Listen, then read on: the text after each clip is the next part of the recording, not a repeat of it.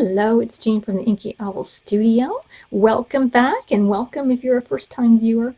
I am going to be working in a new project, and I like to really have a couple going at the same time. I know in my last video I talked about working in this tall and skinny, shabby chic-like journal, and I am going to be working in that. But I have another project that I want to also start because I just got super inspired to do it. And I was inspired by looking at the Graphics Fairy video, the latest one that was posted. And I think Angela was the one who was the creator. And she reminds me, first of all, of these old, really old vintage books I have. And I've been wanting to alter them for so long. And the way she did her cover, just like it just spoke to me, that I got one of these out. And I want to alter it. And also the latest kit from the Graphics Fairy Premium site had this really very cool book cover, digital. And this is the natural history of Shakespeare. I'm so excited. And what I want to do is create this hardcover, this old hardcover. And it's been a long time since I've altered a hardcover book. So that'll be good for me to get into practice doing that. And my thought is to use this for the cover and just take these pages out, of course, and fill it with the natural history of Shakespeare. So the first thing that one does, whether it's an old book or a new book, well, first of all, you got to take a deep breath because, yes, I know this is an old book. This is 1915. I'm not going to throw away the papers. I definitely am going to, lovely images, aren't these really pretty images in here? I'm going to definitely use these pages, so that will get used. But you might ask, well, how can you take apart a book? I am a book lover. I truly am. But I can take this apart because nobody is ever going to use this as a reader in school. It's not going to be a textbook. It's old. It's it's got some tears in it and such, and it's just going to sit there. It will just sit there. It's not in pristine condition, so it doesn't really have a lot of monetary value. I would rather just give it a new life as well. How I look at it. So the first thing we need to do, of course, is get out the pages. And so it's easiest done when the spine is not, oops, there's a thread on my pencil there. When the spine is not glued to the pages, it's the easiest. So if you kind of look for an open hinge there on a book, it does make it a little easier to remove the pages. And you're going to want to come down. I got a craft knife, and you're going to want to carefully, and I'm going to come up a little bit like this to get it started. You're going to carefully come down, and you're just going to cut. Now you must be very careful. You don't want to come out so far in. You don't want to put your blade in so far you split your spine. You want to kind of keep it there on the tip. And if you just need to put in and take out, put in, take out, that might be a good way to do it. And that way you won't like slide all the way in one swoop. So we're just going to carefully take it out that way. And so that has been disconnected. This side is not quite so easy, mainly because it's not coming apart as much as this one was. And also, a lot of the first of the pages are missing. So we're just going to get in here, and we're just going to carefully work out this page. Now, if you do accidentally do something to the spine, it's okay, you can still repair it. So typically it's not quite this difficult. Especially in a book that's not this old.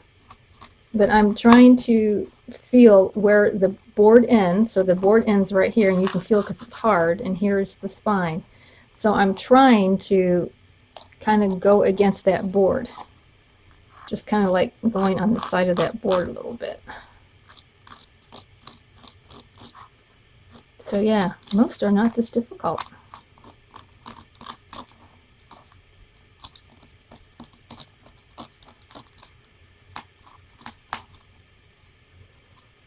Okay. I'm almost there. Whoa. Alrighty. Got it separated. It was not easy. But I got it separated. So books they're not older, they're a little bit newer, say published 30s, 40s, and 50s and on up, are a little easier to take out. These antique ones or these really old ones are a little bit more difficult. So that is out. I do believe I did come through on the spine a little bit. You can see right there where I accidentally put a rip in, but that's all right. Small rips are okay, because what we're going to be doing is putting cloth in here, and that is going to shore that up anyways.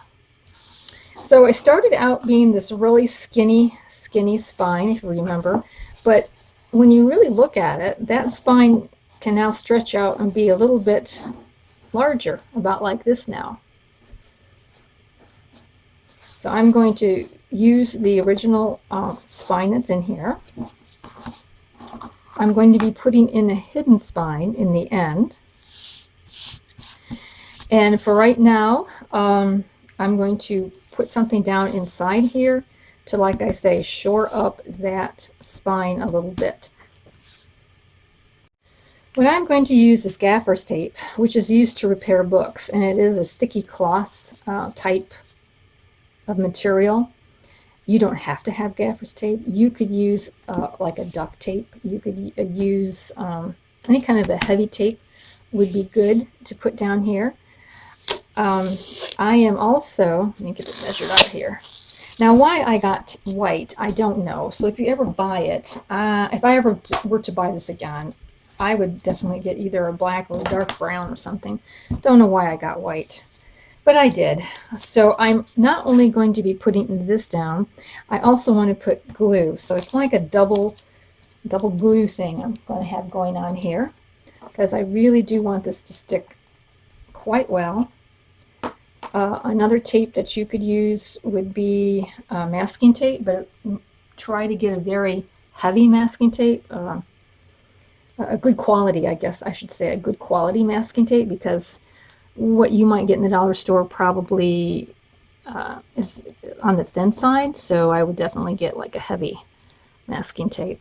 You can glue down Tyvek, the Tyvek that some of those envelopes are made out of. You can use that as well. And I'm just going to put some glue in here, just along this area, just to enhance my tape.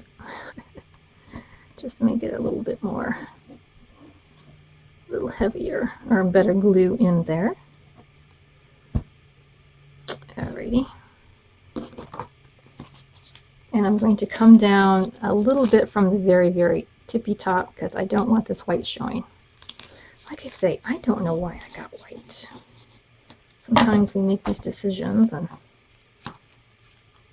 I guess my one thought was I was going to, I figured, oh, I can put any kind of color of ink on it. That's what I'm going to do, just put different colors of ink on it.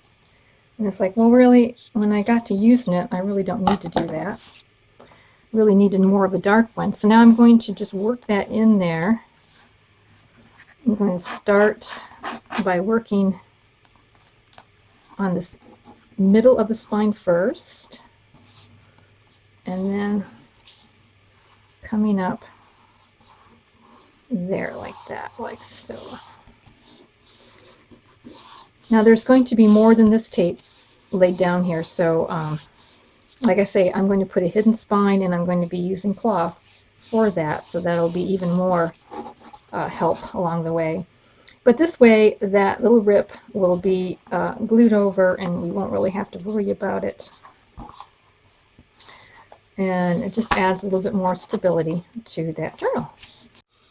Now, when I put the hidden spine inside, there's going to be a gap because I'll sew my, I'm not using this particular cloth, but I'm just doing this for an example. I'll be sewing my signatures onto this portion, and then when I glue it in, I'll glue the sides of the cloth in, but on the inside there's going to be a gap in there. Okay, so this hidden spine is not going to be glued directly to the back spine. It's just going to be glued on the flanks of it. So therefore you'll be able to look in and see this white. Oh, this is why I should never have gotten the white. But anyhow, I'm going to take care of that. I've got just some acrylic paint. This is espresso, just something dark. You know, if I only had black, I probably would have used that as well. Excuse me. Sorry, my voice and my breathing might be a little off today because the allergies are sort of getting to me. So I am just going to go in here and I'm going to paint on this white just so it doesn't stand out, you know, so badly. Okay, I'm not going to paint the cloth of the cover because I don't mind that. But I'm just going to come in here and just so that you can't see it by looking inside. This one's probably not so bad as the other one. So I suppose if I didn't have paint, I could probably use ink, try to use ink to kind of calm that down. But the real solution, of course, is that I just buy a darker tape, right? Alrighty. So that's very simple. That's all finished. And we'll let that dry. Now for the, let me wipe off my brush here. I need to put that into some water here. For the sides there, I got some paint chips on there. For the inside covers there, I mean, I could probably leave it the way it is. It has a nice patina to it and everything, but I really love it when the insides and the end papers and everything are decorative and pretty. So I went and I chose this particular pattern here. This kind of gives me a feeling of it being kind of old and antique-y, and I think that in a large way, or in a good way, it does kind of match this a little bit, you know, a little bit. The colors in it I think go well, and I think the green goes well with this particular green cover. So this is what I'm going to cut down and glue in here. So now if I wanted to hide the cloth that is going to be put in here when I glue the signature in, if I wanted to hide it, of course I would glue these in last. But I like the idea of the cloth kind of showing a little bit. I don't want to get paint with that wet paint, but I like the idea of that cloth showing, so I'm going to go ahead and put these in first. If I was going to put a flip out, I would, you know, think about putting that in there now. Although there's always a way to do it in the future if you want to add one again. And so I'm cutting this down just so that the green cover peeks through a tiny bit all the way around. So let me just work on getting that glued in. And so I'm going to be using the Fabri-Tac, and it is can be semi-globby, so I don't want to put it at the very, very, very edge. I'm just going to get close to the edge so that it doesn't leak out when I press it down. I have printed this on 47, well, no, let me think, 42, I think it's 42-pound paper, and it's Epson presentation paper because I have an Epson printer. I think the general recommendation for paper is that try to use the paper that your printer manufacturer produces. So, you know, if you have an HP, then perhaps look for an HP paper product because they are really made to work specifically in those printers. So that's kind of the rule of thumb that I've run across. I've been happy. Not that you can't mix and match. I think you positively can, but it might be a good starting place for you if you're trying to choose a paper. So I do want a little bit of that green peeking all the way through. Okay, there we go. That looks great. Trying to avoid that wet paint. I'm just not patient enough to let it dry, am I? It gets me in trouble sometime too. All right, and so I'll go ahead and I'll put on the other side.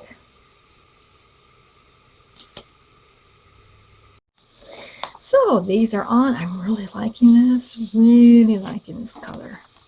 I don't know why this looks Shakespearean to me. It looks Renaissance. Kind of, I don't know why. But anyways, that is done and for now. So now this is the cover, of course, that, whoops, I'm going to be putting on there is this cover. And it has a little bit of a gleam to it already, a goldy gleam. Probably the original. This is digital, so the original probably was gold. And it's a scan, and this is from the Graphics Very Premium site, and this is the latest one. I think it's called the Book Lovers kit. And I printed this on that 42 pound weight presentation paper as well. So it's heavy, not quite cardstock, but you know, close. So what I'm going to do is I'm going to enhance some of this gold on here, and I've got some Gilder's wax, and I've got this bronze, which I know, what, you want gold and you got bronze? Well, when I wanted to get the gold, I wanted the antique gold. They were all out of it, and I was not patient. I wanted it now.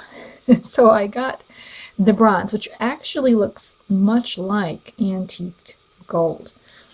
I'm going to be using that. I'm going to get washi tape now. I want to put this along for a border on this line or this frame area, but some washi tape is stickier than others, and now I'm not, you know, this is like a throwaway, or this is just not a washi tape I'm going to be using that much. So what I'm doing now is I'm going to put this against my shirt, and I don't know, I know you can't see me, but I'm just putting it against my shirt and lifting it up a few times so I can reduce that stickiness. When washi tape gets older, it actually sometimes can get stickier. It's kind of weird. So I am just removing some of the stickiness there, making it more like a Post-it note type of stickiness. And I'm just going to line up right against that border. Probably the best way. There we go. And then I'm going to take my Gilder's wax, get some on my finger, and I'm just going to rub it right in. Rub it. Get it well coated there in that area. Okay.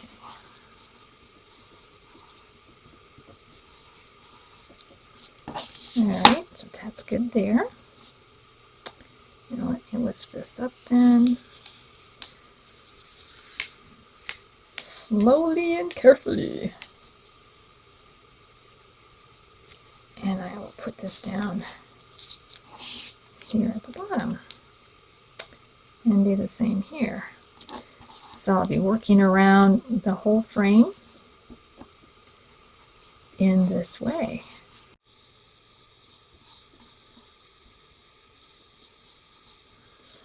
Alrighty, so I've gone all the way around on that particular part of the frame. And now I think, actually this washi tape, that's pretty good. That washi tape, it's just wide enough to border the other frame. Okay, that's pretty cool. So let's take advantage of that and do that outer frame a little bit as well. So let me just put down a little bit here on this edge. And I think what I'm going to do is I'm going to gild like the whole thing. The whole edge, that part of the frame plus the rest of that. All right, I have finished it. I like that. It gives just, might be difficult to pick up on camera, but it gives just a little bit of glint. All right, and it does look like it's aged, you know, being that it is a bronze rather than a gold. But it does kind of give it that, like it's been rubbed off here and there, and I like it. So that there is done for the cover part of it. I think it's going to look very sharp. I am going to stop here, and we will work on some more things the next time. So thank you so much for viewing, and I hope you come back and craft along with me as I finish this altered book. We'll talk to you later. Bye.